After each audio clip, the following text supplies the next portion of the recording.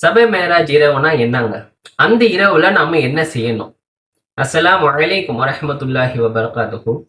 அதாவது நம்ம முஸ்லிம்களுக்கிடையே இந்த மேராஜ் இரவை பத்தி ஒரு பல கருத்து வேறுபாடு. ஒன்னொன்னு இதை தான் செய்யணும் அப்படின்ட்டு சில பேர் ஒரு சில அமல்கள் செய்யறாங்க. இன்ஷா அல்லாஹ் அல்லாஹ் பாதுகாத்ததே தவிர.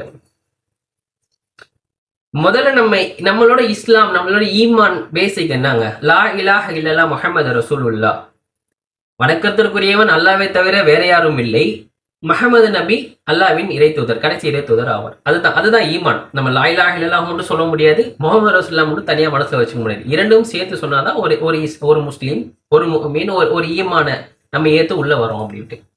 ஸோ அப்போ ஸல்லல்லாஹு அலைஹி வஸல்லம் அல்லாஹ் என்ன சொல்லியிருக்கானோ, ஸல்லல்லாஹு அலைஹி வஸல்லம் என்ன சொல்லியிருக்காங்களோ அதன்படி வாழ்றதுதான் நம்ம முறை, நம்மளோட வழிமுறை, நம்ம வழிபாடு. ஸோ அதை தாண்டி நீங்க வேற ஏதாச்சும் ஒன்று செய்றீங்க, அவங்க சொல்லாததான் ஒன்று செய்றீங்க, இது நன்மை தானே, ஏன் செஞ்சா நன்மை தானே அப்படின்னா, அவங்க சொன்னதை மட்டும் செஞ்சாதான் நன்மை. அவங்க சொல்லாததை எது செஞ்சாலும் நன்மை கிடையாது. பித்ஆ அப்படின்னா நம்ம அல்லாஹ் சொன்னதை தாண்டி தீன் சட்டத்துல புதுசா ஒண்ணு உள்ள கொண்டு வர்றது, அது பேர் தான் பித்ஆ. அப்படி பண்ணாதீங்க. இவ்வளவு நாள் பண்ணிக்கிட்டு இருந்தோம், ஆண்டு காலமா பண்றோம் அப்படின்னா அறியாம பண்ணிருக்கீங்க, தெரியாம பண்ணிருக்கீங்க. இனிமே அதை பண்ணாதீங்க. ஏன்னா நம்ம தெரிஞ்சு செய்யற பாவம் ஒண்ணு, தெரியாம செய்யற பாவம் ஒண்ணு. இதெல்லாம் தெரியாம செய்யற பாவங்கள். ஸோ அதை செய்யாதீங்க. நோன்பு வச்ச நன்மை தானே, தஸ்பி ஓதுனா நன்மை தானே, தஸ்பி நஃபில் தொழுதா நன்மை தானே அப்படின்னா அது அல்லாஹ் சொல்லியிருந்தால் நன்மை. அல்லாஹ் சொல்லாத நம்ம செஞ்சா நன்மை கிடையாது. ஸோ இதுதான் உண்மை. மேராஜ் இரவு அப்படின்னா என்னன்னா, அது ஒரு நீண்ட வளரார். நான் ஷார்ட்டா சொல்றேன்.